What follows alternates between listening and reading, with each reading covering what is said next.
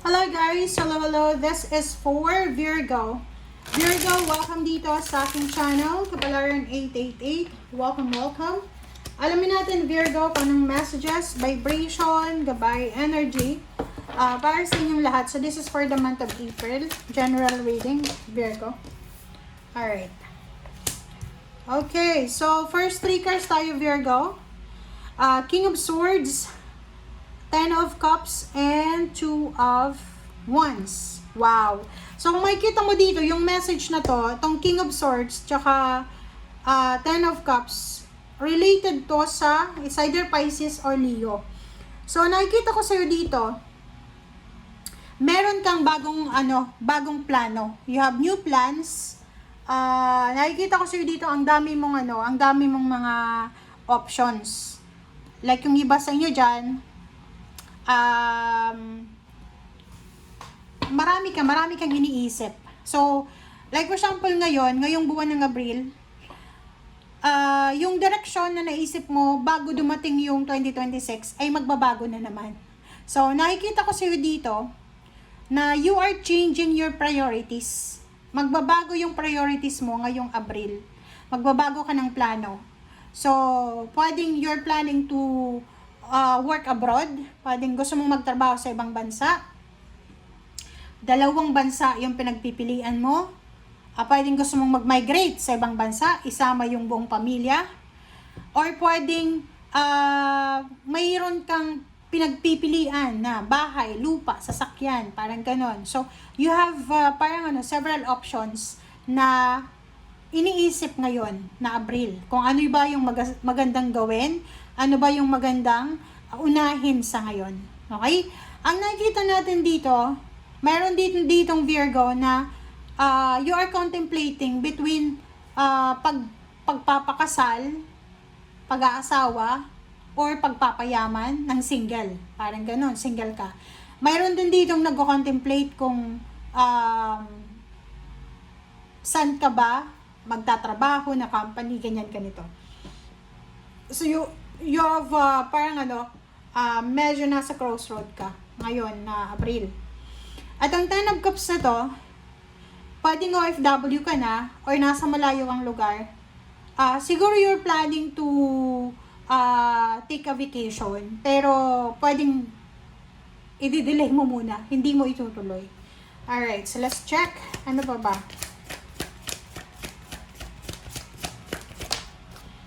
Okay. So, this is Seven of Wands. This is fire sign energy. Mag-iingat ka. Okay? Virgo, you need to be careful. Kasi ang dami mong plano eh. So, sa dami mong plano, sa marami kang plano ngayon, nakikita ko sa'yo dito yung motivation. You're super motivated. You're super inspired. Confident ka na makukuha mo. Like yung pag-a-abroad na yan, pagpunta, pag-migrate sa lugar na talagang minamanifest mo, andun ka na eh. Diba? Kaya mag-iingat ka kasi there's a devil here. There's a Capricorn energy here. Isang Capricorn ang posibleng magiging obstacle mo. Okay? Isang Capricorn. Like, etong Capricorn na to, kailangan mo siyang labanan.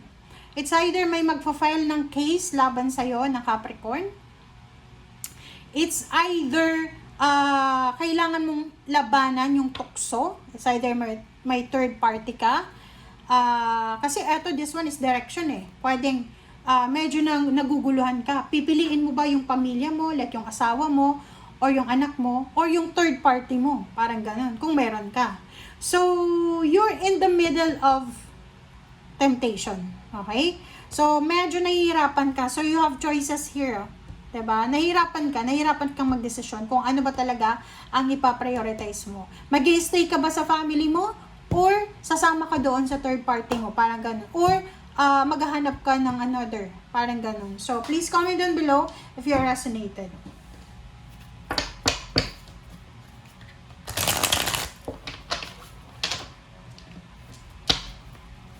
Let's check the Two of Wands.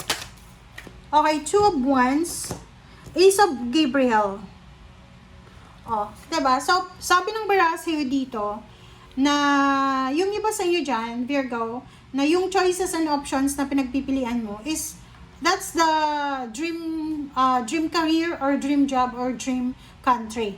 So, sinasabi ng bara sa'yo dito na starting this April, you have the opportunity daw na makapag-travel, makapag-explore.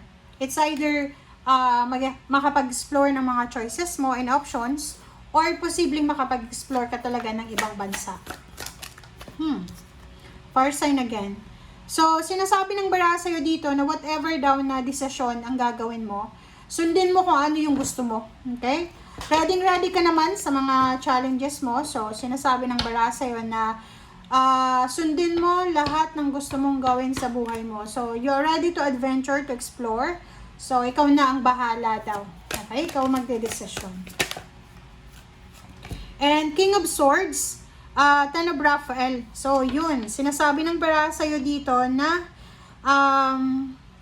kailangan daw na, like, for example, kung ang choices mo is between your family, between your love life and someone else, or job or career, make sure daw na piliin mo yung, kung ano yung nagbibigay ng saya sa'yo. So, hindi naman, ang iba, hindi naman pamilya nang bibigay saya. Minsan yung pera, yung trabaho. So, eto yung mga choices mo. You have your choices between your passion, opportunities, or your love life, or your family. So, ikaw yung magde-decision dyan.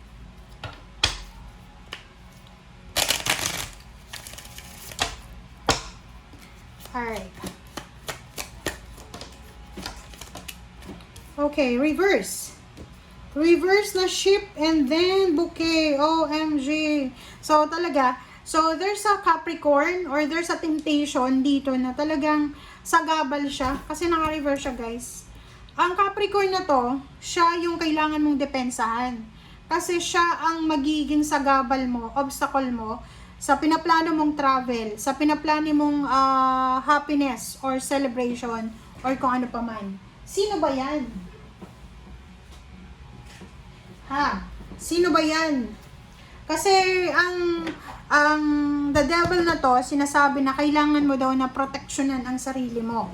It's either yun, nagko-contemplate ka, yun ang nga sabi ko, kung may mga third party kayo, kung may mga asawa na kayo, boyfriend, girlfriend, kalibin, tapos may nagugustuhan ka pang iba, talagang maguguluhan ka. Kasi yung temptation na yan, yung kasalanan na yan, if ever lang pero hindi naman lahat makaka-resonate dito, pwedeng siya ang makakapigil ng success mo, ng victory mo, and even happiness.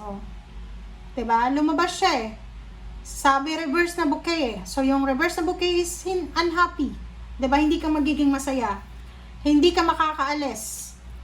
Diba? So, sabi ng bara sa'yo dito, ipaglalaban mo. Okay? Ilaban mo yung sarili mo sa temptation. Especially doon sa may mga third party. Inuulit ko Kasi, sinasabi ng baraha, lumaban ka or ilaban mo yung sarili mo sa temptation. Ano yung ibig sabihin nun? Lumaban ka. Huwag kang patatalo sa temptation. Okay? Alright, para hindi ka magsisi sa bandang huli. Kasi pag prioritize mo yung temptation na yan, hindi ka magiging masaya. Hindi magkakatotoo lahat ng sinasabi dito. Okay? Thank you guys. Bye!